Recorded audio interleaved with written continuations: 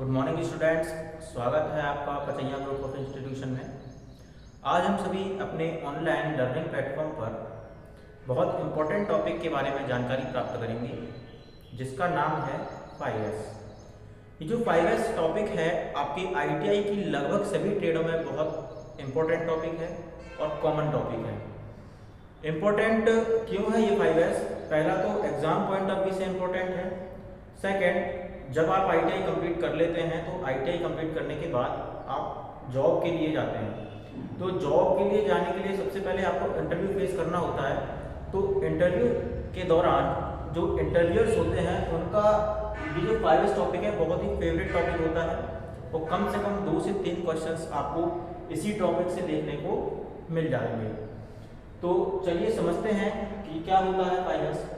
तो आज इस वीडियो के माध्यम से हम जानेंगे कि 5S क्या होता है, 5S की उत्पत्ति कहाँ से हुई और 5S क्यों जरूरी है। इन तीनों चीज़ों के बारे में जानेंगे। साथ ही साथ ये भी जानेंगे कि 5S के अंतर्गत जो भी शब्द इस्तेमाल किए जा रहे हैं उनके अर्थ क्या क्या होते हैं और ये किस तरीके से इंडस्ट्री पे लागू होते हैं। तो चलिए समझते हैं। देखिए 5S है क्या। नॉर्मली हम बात करें तो 5S एक जापानी शब्दों का समूह है। कहने का मतलब जापानी जो भाषा है, जापानी भाषा में 5 ऐसे शब्द हैं जो एस अक्षर से स्टार्ट होते हैं और इन 5 शब्दों का जो अर्थ है वो अर्थ सीधे आपके किसी संस्था या किसी उद्योग को चलाने में बहुत ही कारगर साबित होता है। कहने का मतलब जो 5 शब्द हैं, ये जो 5 शब्द का जो अर्थ निकल के आता है वो उन अर्थों को यदि कोई व्यक्ति फॉलो करे या कोई संस्था फॉलो करे तो वो बड़े अच्छे और सुचारू रूप से क्या है चल सकती है या रन कर सकती है। तो आइए समझते हैं डेफिनेशन के माध्यम से क्या है 5S। देखिए 5S अभिधारणा एक जापानी शब्दों का समाकलन है। जैसा कि मैंने आपको पहले बताया कि इसकी उत्पत्ति कहाँ से हुई है, जापान से उसकी उत्पत्ति हुई है। और ये जो अवधारणा है जापानी शब्दों का समाकलन, मतलब कि जापानी भाषा के 5 शब्द हैं जिनको हमने एक साथ इकट्ठा कर दिया तो उसका नाम क्या हो गया 5S, क्योंकि वो एस अक्षर से स्टार्ट हो रहे थे। ठीक है, तो जापानी शब्दों का ये क्या है, समाकलन है। इसके अंतर्गत मैनेजमेंट तथा कर्मचारी के सहयोग से कार्यस्थल, मशीन, उपकरण आदि का उचित रख रखाव तथा सुरक्षित रहकर कार्य किया जाता है। कहने का मतलब 5S को यदि हम फॉलो करते हैं या कोई भी संस्था फॉलो करती है तो वहां का जो मैनेजमेंट और कर्मचारियों के सहयोग से ही हम क्या कर सकते हैं, किसी इंडस्ट्री या किसी संस्थान को सही व सुचारू रूप से चला सकते हैं। सही सुचारू रूप से चलाने के साथ साथ उसको सुरक्षित रूप से कार्य कर सकते हैं। और क्या लिखा हुआ है, उचित रखरखाव, मतलब कि सही तरीके से उस इंडस्ट्री में जो इस्तेमाल होने वाली मशीन, टूल्स, इक्विपमेंट जो भी हैं उनका प्रॉपर मेंटेनेंस भी हो सकता है। लेकिन वो किसके सहयोग से हो सकता है, मैनेजमेंट और कर्मचारियों के सहयोग से। समझ पाए आप? एक बार और देखते हैं क्या है। 5S अवधारणा एक जापानी शब्द का समाकलन है। इसके अंतर्गत मैनेजमेंट तथा कर्मचारी के सहयोग से कार्यस्थल, मशीन, उपकरण आदि का उचित रखरखाव तथा सुरक्षित रहकर कार्य किया जाता है। सीधा सीधा अर्थ यह है कि यदि 5S के 5 शब्दों के अर्थ को यदि हम फॉलो करें या कोई संस्थान फॉलो करे, मैनेजमेंट और कर्मचारी फॉलो करें तो क्या होगा, वहाँ पे इस्तेमाल होने वाली सभी मशीन, इक्विपमेंट, साथ ही जो वर्कर हैं वो स्वस्थ एवं सुरक्षित रूप से कार्य को कर सकते हैं। चलिए आगे समझते हैं।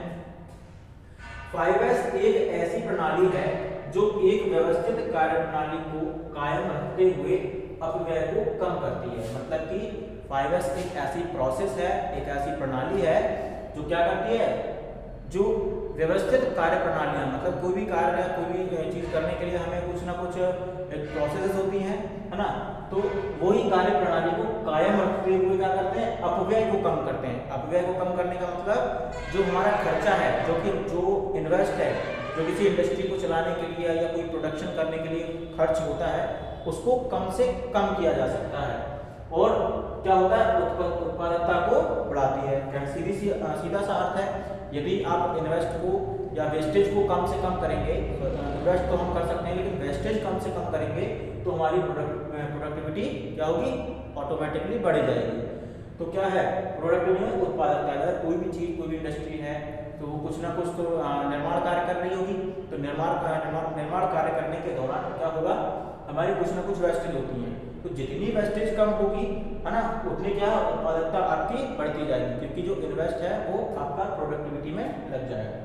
तो क्या है, अतः ये 5 शब्द निम्न प्रकार हैं। तो इन 5 शब्दों को हम 1 बाय 1 पढ़ते हैं, पढ़ने के बाद इनके अर्थों को भी एक एक करके समझते हैं। चलिए, पहला एस क्या होता है, सेरी। पहला एस है जापानी शब्द में सेरी, और इंग्लिश में बोलते हैं इसको शॉर्ट, और हिंदी में बोला जाता है इसको छटनी। कहने का मतलब देखिए, आप पढ़ के समझते हैं क्या मतलब है। सेरी मतलब शॉर्ट, छटनी। छटनी से अभिप्राय सभी अनावश्यक उपकरणों, पुर्जों का निरीक्षण करके उसे हटाना है। इसका मतलब ये है, शॉर्ट क्या कह रहा है हमसे कि कोई भी इंडस्ट्री है जो चल रही है, प्रॉपर तरीके से रन कर रही है, तो वहां पे क्या है, लगातार इंस्पेक्शन होने चाहिए, टूल्स का, मशीनों का, इक्विपमेंट्स का लगातार इंस्पेक्शन होने के बाद जो हमारी अनावश्यक चीजें हैं, जो खराब हो चुका टूल है जी, या फिर जो इस्तेमाल में नहीं आने वाला टूल है, पुराना हो चुका है, तो उनको बिल्कुल अलग साइड कर दिया जाना चाहिए। और साथ ही साथ जो इस्तेमाल में आने वाले टूल हैं, जो लगातार इम्पोर्टेंट है, यूजफुल हैं, उनको क्या करना है, एक अलग स्थान पे छांट के रख लेना चाहिए। तो मैं समझ सकता हूँ, आप समझ पाएंगे शॉर्ट का क्या मतलब है, क्या अभिप्राय है इसका, कि जो अनावश्यक चीजें हैं उनको अलग करना और काम में आने वाली चीजें, यूजफुल चीजों को अलग करना। ठीक है, ये मेनली अर्थ होता है आपका सेरी या फिर शॉर्ट का। इसको रेड टैगिंग के नाम से भी जाना जाता है। इसका ये इंपॉर्टेंट क्वेश्चन के रूप में है, इसको क्या कहते हैं, रेड टैगिंग के नाम से भी जाना जाता है। चलिए आगे पढ़ते हैं, सेट ऑन। सेट ऑन का अर्थ होता है set in order. Set on जापानी शब्द है और आपका सेट इन ऑर्डर इंग्लिश शब्द है। तो सेट इन ऑर्डर से मतलब चीजों को सही क्रम में निर्धारित रूप से लगाना।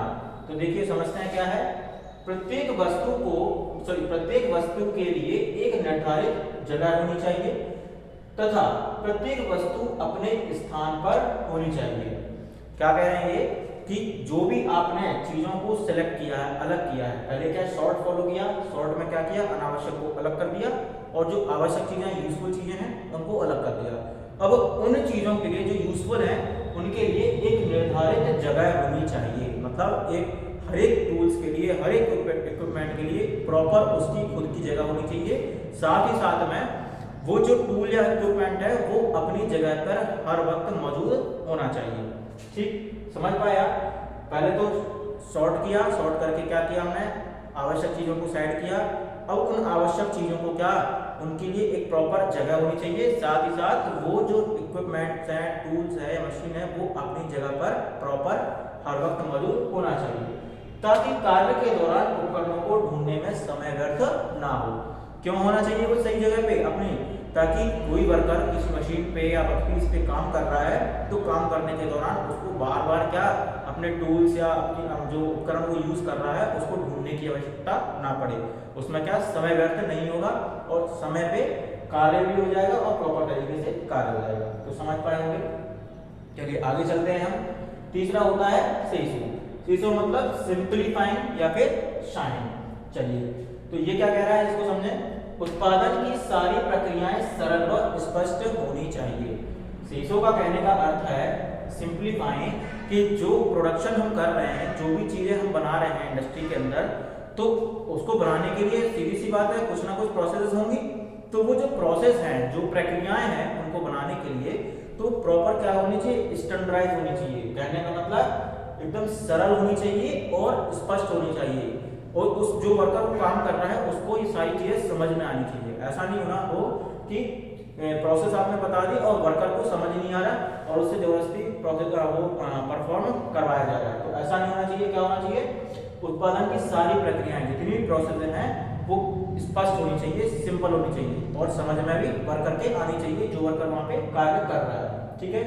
और दूसरा होता है शाइन। तो शाइन का क्या है, साथ ही यह विधि कार्य क्षेत्र एवं सभी मशीनों के स्वच्छीकरण से भी संबंध रखती है। कहने का मतलब जिस कार्य क्षेत्र में कोई वर्कर काम कर रहा है तो वह जो कार्य क्षेत्र है उसका वर्किंग एरिया है वो एकदम क्लीन एवं साफ होना चाहिए। पहला तो वर्किंग एरिया क्लीन होना चाहिए, साथ ही साथ जिस मशीन पे वो वर्किंग कर रहा है वो मशीन भी एकदम एक्यूरेट सही होनी चाहिए और साफ होनी चाहिए, साफ सुथरी होनी चाहिए। ठीक है, जिस टूल का वो इस्तेमाल कर रहा है वो टूल भी एकदम सही होना चाहिए, प्रॉपर होना चाहिए और साथ में क्लीन होना चाहिए। तो ये जो चीजें अगर फॉलो करेंगे, प्रोसेस भी समझ में आ रही है किसी वर्कर के, साथ में टूल्स, इक्विपमेंट, वर्किंग एरिया सब कुछ क्लीन है, तो वो क्या पूरा कॉन्सेंट्रेट होकर अपने वर्क को परफॉर्म कर पाएगा और सही तरीके से कर पाएगा। चलिए आगे समझते हैं शिकेत्सु। शिकेत्सु मतलब स्टैंडर्डाइजिंग। स्टैंडर्डाइजिंग मतलब मानकीकरण, हिंदी में क्या बोलेंगे, मानकीकरण।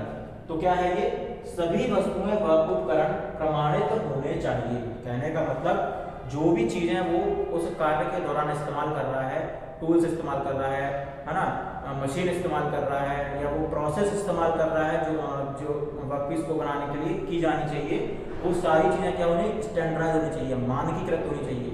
मानकीकृत का मतलब वो प्रॉपर एकदम जो चीजें वहां पे इस्तेमाल करनी है हमको वही चीज इस्तेमाल करनी चाहिए। हम नॉर्मली में समझ सकें तो टूल स्टैंडर्डाइजिंग का मतलब कि कोई कार्य करने के लिए एक निश्चित टूल का इस्तेमाल करना है तो वो निश्चित टूल ही वहां पे होना चाहिए, उसकी जगह पे कोई दूसरे टूल से काम नहीं करना चाहिए। ठीक है, साथ ही कार्यक्षेत्र में सर्वोत्तम प्रक्रिया का मानकीकरण किया जाता है। वही चीज है कि टूल्स, इक्विपमेंट्स, मशीन, साथ में वो जो प्रक्रिया उस जॉब पीस के ऊपर की जा रही है, वो ये चारों चीजें क्या होनी चाहिए, एकदम स्टैंडर्ड होनी चाहिए, मतलब कि मान्यता प्राप्त होनी चाहिए। कहने वाला वही प्रोसेस करें तो हमें क्या है, जॉब पीस जल्दी से जल्दी और एक्यूरेटली बन के तैयार हो सके। चलिए आगे हम समझते हैं शित्सुके। शित्सुके मतलब सस्टेन, ठीक, सॉरी, हाँ जी सही, शित्सुके मतलब सस्टेन। इसके द्वारा उचित रूप से सही विधि को एवं प्रक्रियाओं को कायम रखना है। देखिए शित्सुके का सीधा सीधा अर्थ होता है, सस्टेन का मतलब कि ये जो चारों एस हैं, ये चारों एस जो है सही व सुचारू रूप से फॉलो किए जाएं, केवल यही इसका अर्थ होता है कि इसके द्वारा उचित रूप से सही विधियों एवं प्रक्रियाओं को कायम रखना है ना। यदि ये चारों ऐसा अगर आप फॉलो करोगे टाइम टू टाइम सही तरीके से, तो ये पांचवा जो ऐसा है अपना शित्सुके, ये ऑटोमेटिकली फॉलो हो जाएगा। कहने का मतलब इन चारों चीजों को सही तरीके से फॉलो कराने के लिए हम पांचवें एस शित्सुके का इस्तेमाल करते हैं। तो स्टूडेंट्स मैं समझ सकता हूँ कि आपको ये चीजें सारी समझ आई होंगी प्रॉपर तरीके से। आप चाहें तो आप ये नोट भी कर सकते हो आप अपने नोट्स को बनाने के लिए। ठीक, ओके, थैंक यू, धन्यवाद। मिलेंगे अपने नेक्स्ट लेक्चर में।